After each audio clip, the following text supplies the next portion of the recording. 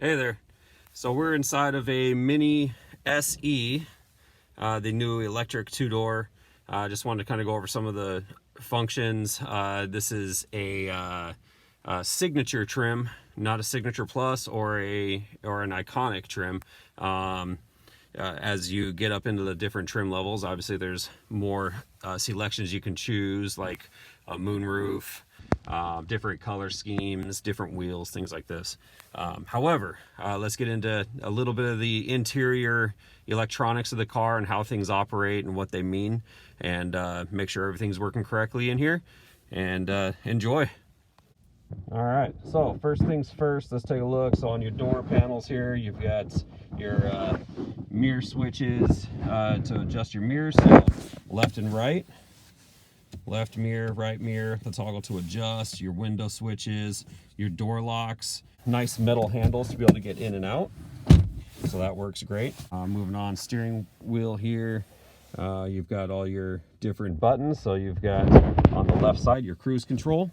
The center button here is your power, plus speed, minus speed, set your speed, resume, and cancel. The nice thing about the plus and minus is that if you press it once, it goes up 1 mile per hour. If you press and hold it, it'll go in increments of 5, or to the nearest 5. So if you're set at 67 and you press and hold it, it's going to go to 70, and then 75, 80, or slower speeds, But it is a Mini, so we have fun, right? Anyway, so over here, all of your functions for your radio or for your volume controls, changing your stations. You have your volume left and right. You'll notice on here that the volume will go left and right. Then you have your answer, hang up, and then also your voice control. So depending on if you're talking to the car or if you're talking to, let's say, Siri, things like this, you can press it once, it'll talk to the car, press and hold it until Siri pops up, or your Google Voice if you're using an Android. You can typically then talk to your phone directly through the car, so become completely hands-free. You'll notice the symbol for the horns here. So the horns are on each side of the center. We try to encourage you not to press on the Mini wings, but because your horn is on the side. Here's the new oval display. We'll get this thing fired up here in just a second. Then your center display, all of your different, I call these hot buttons rather than presets, because you can set these to different things other than your radio. So you can set it up to a function of the car, like your planned charging area. You can set it up to, your home phone number. You can set up if you have navigation. You can set it up for like a certain address, a radio station, really anything that you want in there. I have mine set up to profiles. So because I transition cars with my wife and basically I can get in, press that real quick, go to my profile, set my profile to my radio station and my mirrors and all of that. Mute or on and off switch for your radio, your band, FM, AM, the mode, your left and right scroller, which is the same as actually your up and down here, to be able to go through radio stations.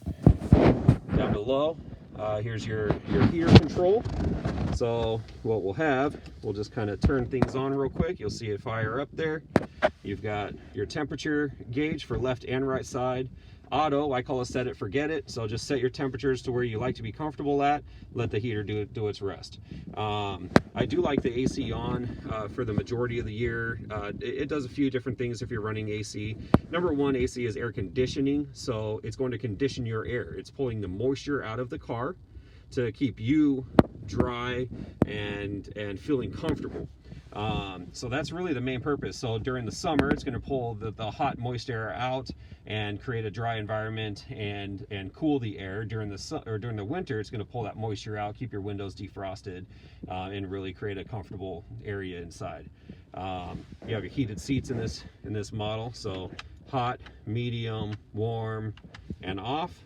Your max defrost, your rear defrost, recirculation, AC, max AC. So if you hit this, you'll see it just goes directly to cold. The fan turns on high, and we're going to get freezing in here. Start and stop switch to be able to start the car. So to be able to actually turn the vehicle on and actually start driving, you have to have your foot on the brake and hit the start switch. That'll get your car up and running and ready to roll. To the right is your traction control. If we press it once, You'll see traction, dynamic traction control activated. This is basically shutting off a braking feature of your traction control. It'll still work with power output to the wheels to limit some wheel slippage power wise, but it won't hit the brakes if your wheels were to slip. Now if we press and hold this switch down, you will see it will become to DSC inactive. That shuts off both. So it's going to shut off the braking feature and the wheel slippage. It still doesn't shut off different braking controls like EBD, electronic brake distribution, things like this. You know, the car is still going to have some features that are going to help protect you in slides and in braking and with accelerating and all that. But this is, I usually consider this race car mode, but in some areas like maybe Alaska, where you have more ice and snow, maybe you need a little bit of that wheel slippage to get moving, going up hills, things like this. That's where your DSC inactive, you know, shutting off the system completely may come into play. Next to that is going to be your green and sport button. Let's see if I can get a better view on that. I don't know. There we go, green and sport. Every time you start the car, it's going to start in normal mode or mid mode, but you can save even more power by going into green. By pressing this down, you'll see it goes into green. You also have green plus, and then you have mid, and then sport. So sports. All right, and then looking at the digital display here, the yellow lines on the left over here, a lot of information going on. So basically you have like a tachometer needle here that's going to show you where you're at. With the tach needle down, obviously you can see the vehicle is turned off. Once we turn on the vehicle, it'll go to ready, and it'll sit at ready to run basically. So we hit the accelerator and we'll move. As you are moving and you decel, as in braking or you know, just removing your foot from the accelerator, slowing down, things like this, these two lamps here will light up. So depending on if you have one lamp on or two lamps on, will tell you whether or not it's a high voltage recharge or a low voltage. So maybe you're decelerating just a little bit versus, you know, fully off the accelerator or braking, because when you brake, it's going to charge even more using that friction from the brakes. But also the opposite, as you accelerate, your needle will come up into here and you'll see how much e-power you're using. So this is how the regenerative braking is working, or regenerative charging is working. Your needle, as it comes up, is telling you how much efficiency for driving you are supplying. To learn more about that, in your manual on page 213, talks a little bit about optimizing the driving style so that you can get better range, more power, things like this out of the vehicle. We'll come over here. We have your display on this side. So let's just start. This is the Mini Connected area. So if you download the Mini Connected app, the app can do certain things with your vehicle, like preheat, preheat or pre-cool, basically precondition the car from your app. It does so many other different things in that app.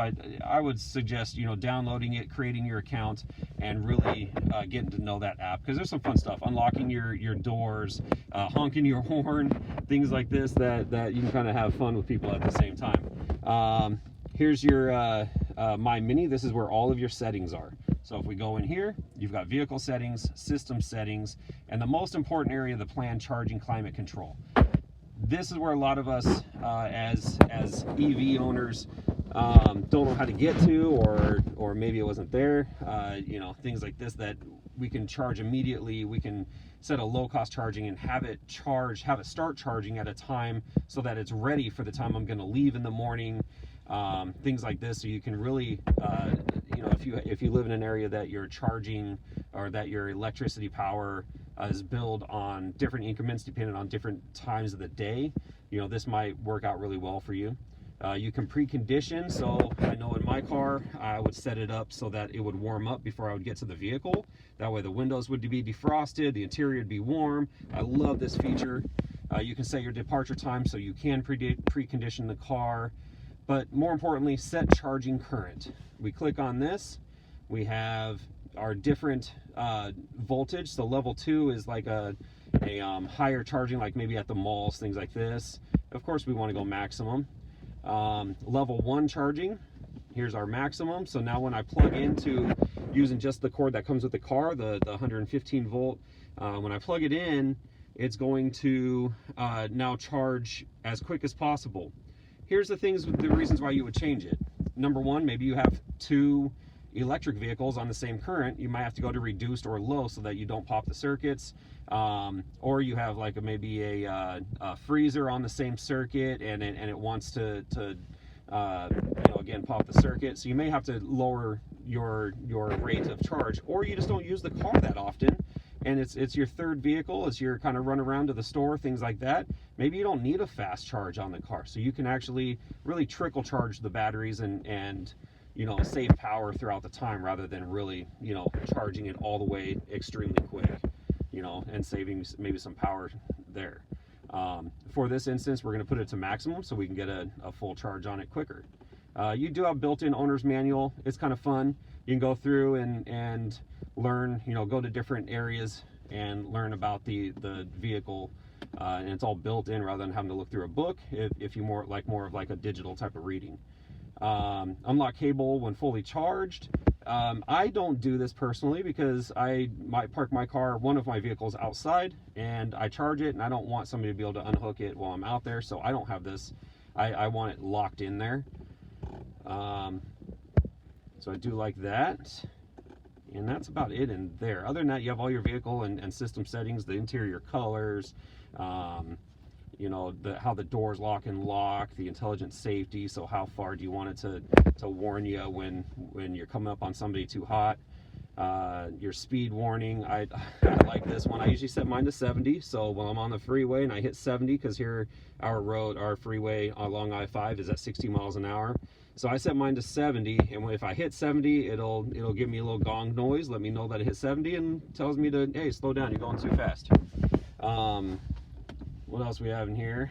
You can configure your green mode to optimize your green, activate comfort climate. Again, this is just like the planned. However, you can activate it now. So let's say I'm running into a store. I can actually activate the interior to either stay cool or stay warm while I'm inside of a store. I believe it runs for 20 minutes, and then it'll shut itself off if you're not back out again. Vehicle tracking. This is actually a nice one. This is, you have your SOS button right up top here. So if you you get yourself in trouble, get an accident, anything that could happen like that, Mini can find you and get a tow truck out to you, or send you help, maybe a flat tire or something like this. But I hope that helps with a little bit of the electronics inside the vehicle. I know that was a quick run through. There's plenty more to go over, but if you have any questions, you all can reach out. Thank you. Bye.